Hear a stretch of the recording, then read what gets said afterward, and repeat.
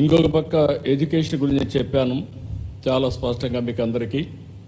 ప్రతి ఒక్కరిని మీరు కూడా ఒక పని చేయాలి. చదువుకున్న వాళ్ళు ఆపేస్తున్నారు. గమ్మనున్నప్పుడు చదువుకుంటూ ఉండాలి, ఏదో ఒకటి నేర్చుకుంటూ ఉండాలి, కొత్త కొత్త విషయాలు. ఎంఏ చేశారు, బిఏలు చేశారు, బీకామ్లు చేశారు, అప్పట్లో మళ్ళీ అక్కడి నుంచి వదిలేశారు. అట్లా కాకుండా టెక్నాలజీ నేర్చుకోవడం, నాలెడ్జ్ని అప్గ్రేడ్ చేసుకోవడం, ఆఫ్లైన్ ఆన్లైన్ పనిచేయడం. ఇప్పుడు కొంతమంది ఇండ్ల దగ్గర కూర్చొని పనిచేస్తున్నారు, హౌస్ వైఫ్స్ ఉన్నారు. నేనేం చెప్పానంటే వర్చువల్ ఫిజికల్ వర్కింగ్ అనేది రియాలిటీ. ఇంటి దగ్గర కూర్చొని బోరు కొడతా ఉంటే కొంచెం ప్రాక్టీస్ చేసుకోగలిగితే దినానికి ఒక 3-4 గంటలు కానీ మీరు పనిచేస్తే అదనంగా ఒక 40,000 50,000 ఇంటి దగ్గర కూర్చొని సంపాదించుకునే పరిస్థితి వస్తుంది. అలాంటి కొత్త కొత్త మోడల్స్ అన్నీ వస్తున్నాయి. అదే మరి ఇక్కడ వీలైతే ఇక్కడ రంగంపేట దగ్గర కానీ ఈ ఏరియాలో 1 ఎకరా తీసుకొని ఒక ఐటీ ఒక టవర్ కట్టేస్తాం. ఇంట్లోనే కూర్చొని బోరు కొడతా ఉంటే వాళ్ళందరూ నేరుగా వచ్చి ఒక 500 మంది ఇక్కడికి వచ్చి చదువుకున్నట్టుగా పనిచేసేట్టుగా అక్కడ ట్రైనింగ్ కూడా ఇస్తాం. వాళ్ళందరికీ స్కిల్స్ కొత్త కొత్త టెక్నాలజీస్ వచ్చినప్పుడు, కొత్త ప్రోగ్రాంలు వచ్చినప్పుడు అవన్నీ ఇస్తాం. ఇక్కడ కాకుండా అక్కడ కూడా ఒక ల్యాండ్ ఉంది, మోహన్ బాబు స్కూల్ అవతల.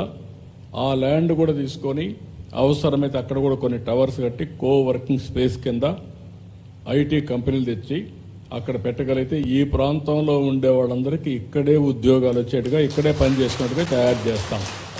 దానివల్ల చాలా వరకు ఉపయోగపడుతుంది. ఇది కాకుండా ఇక్కడ స్కిల్ డెవలప్మెంట్ సెంటర్ కూడా పెడతాం.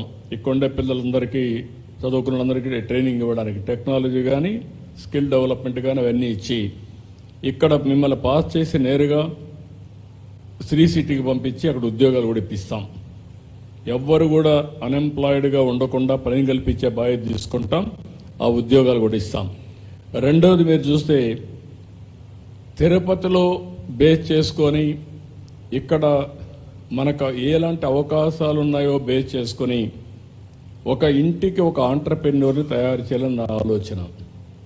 మనం ఉద్యోగాలు అడగడం కాదు, మనమే ఉద్యోగాలు ఇచ్చే పరిస్థితి రావాలని. ఇప్పుడు మొన్న వీళ్ళొచ్చి వెంకటపతి వీళ్ళందరూ వచ్చి ఒక FPO ఫార్మర్స్ ప్రొడ్యూసర్స్ ఆర్గనైజేషన్ పెట్టారు. మ్యాంగో ఫార్మర్స్ అంతా కలిసి ఒక 300 మంది 250 మంది.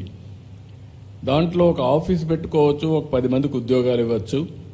దాన్ని బైలాస్ రాసుకొని ఏ విధంగా చేయాలనో మెరుగైన ప్రైస్ ఇవ్వడం రైతులకి, దాన్ని వాల్యూ అడిషన్ కానీ ఏం చేయాలని చేయడం, అక్కడి నుంచి బ్యాక్వర్డ్ ఫార్వర్డ్ ఇంటిగ్రేషన్.